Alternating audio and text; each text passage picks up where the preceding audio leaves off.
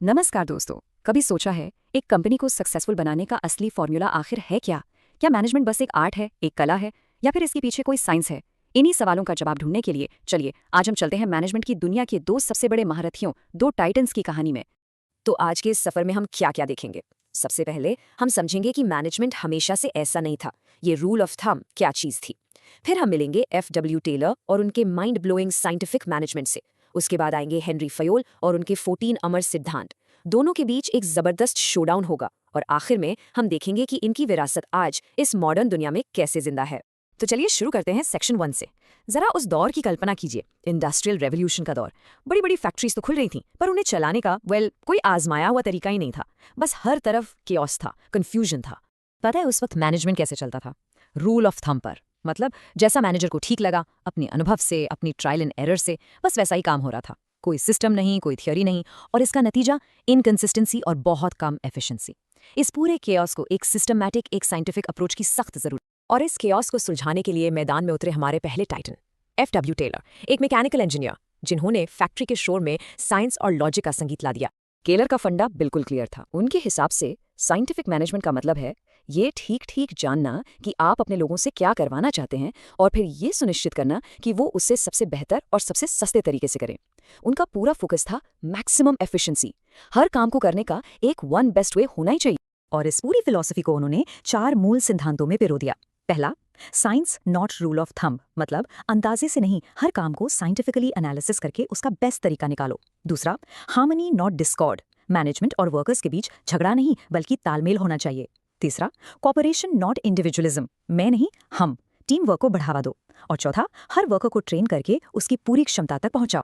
अब इन सिद्धांतों को जमीन पर उतारने के लिए टेलर ने कुछ कमाल की टेक्निक्स बनाई, जिसे हम वर्क स्टडी कहते हैं। मेथड स्टडी से काम का सबसे अच्छा तरीका ढूंढा जाता। मोशन स्टडी से हर बेकार के मूवमेंट को हटा दिया जाता। टाइम स्टडी से एक काम को करने का स्टैंडर्ड टाइम सेट होता। और तो और फटीग स्टडी से ये तक डिसाइड होता कि वर्कर्स को कब और कितना आराम देना है ताकि वो थके नहीं।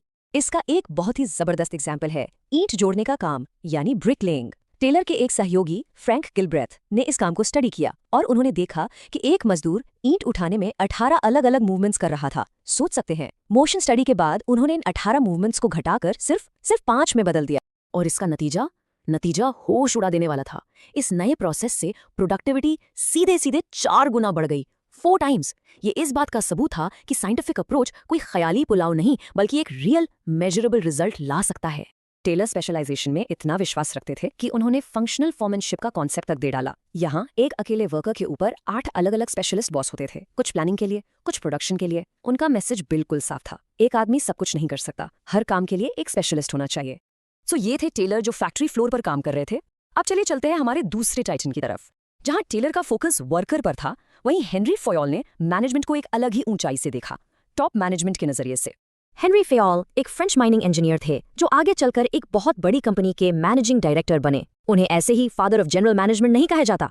उनका फोकस इस बात पर था कि मैनेजर्स आखिर करते क्या हैं और उन्हें सफल क्या चीज बनाती है। उन्होंने वर्कर की नहीं, पूरे एडमिनिस्ट्रेशन को बेहतर बनाने पर जोर दिया। फयोल ने मैनेजमेंट के 14 सिद्धांत दिए, जिन्हें हम 2 हिस्सों में आसानी से समझ सकते हैं। पहला सेट एक मजबूत ऑर्गेनाइजेशनल स्ट्रक्चर और ऑर्डर बनाने पर फोकस करता है। इसमें डिवीजन ऑफ वर्क यानी काम का बंटवारा और यूनिटी ऑफ कमांड जैसे बुनियादी सिद्धांत हैं। यूनिटी ऑफ कमांड का मतलब सिंपल है, हर एम्प्लॉय का सिर्फ एक ही बॉस होना चाहिए ताकि कोई कंफ्यूजन ना हो। और दूसरा सेट लोगों और टीम वर्क पर केंद्रित है। यहाँ फायोल ने इक्विटी यानी सबके साथ न्याय और फेयरनेस और सबॉर्डिनेशन ऑफ इंडिविजुअल इंटरेस्ट यानी कंपनी का फायदा हमेशा पर्सनल फायदे से ऊपर होना चाहिए जैसे सिद्धांत दिए। लेकिन शायद सबसे जरूरी था स्पिरिट दे कॉर, जिसका मतलब है union is strength, team spirit को बनाए रखना। फायोल जानते थे कि एक ऑर्गेनाइजेशन की असली ताकत उसके लोग होते हैं। फायोल के इन्हीं सिद्धांतों में से एक था स्केलर चेन। जैसा कि आप देख सकते हैं, ये एक फॉर्मल लाइन ऑफ अथॉरिटी है, एक सीढ़ी है जो टॉप से बॉटम तक जाती है। अगर ई को ओ से बात करनी है तो उसे डी, सी, बी, ए से होते हुए पूरा चैनल फॉलो करना पड़ेगा। इससे क्या होता है, कम्युनिकेशन सिस्टमैटिक रहता है। लेकिन फायोल सिर्फ किताबी बातें नहीं करते थे, वो बड़े प्रैक्टिकल थे।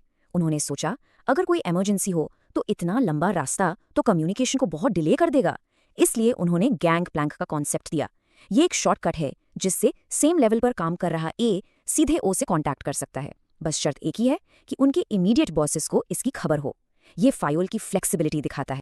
तो अब जब हम दोनों टाइटन्स को समझ चुके हैं, वक्त आ गया है इन्हें आमने सामने लाने का। Section 4 the ultimate showdown. Taylor versus Fayol. इस टेबल से सारी कहानी साफ हो जाती है। टेलर का पर्सपेक्टिव था शॉप फ्लोर लेवल का, वर्कर की नजरों से। वहीं फेयोल का नजरिया था टॉप लेवल मैनेजमेंट का।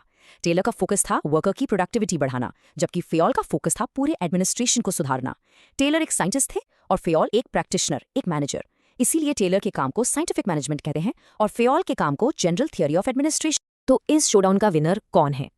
सच तो ये है कि वो एक दूसरे के दुश्मन थे ही नहीं, बल्कि पूरक थे, कॉम्प्लीमेंट्री।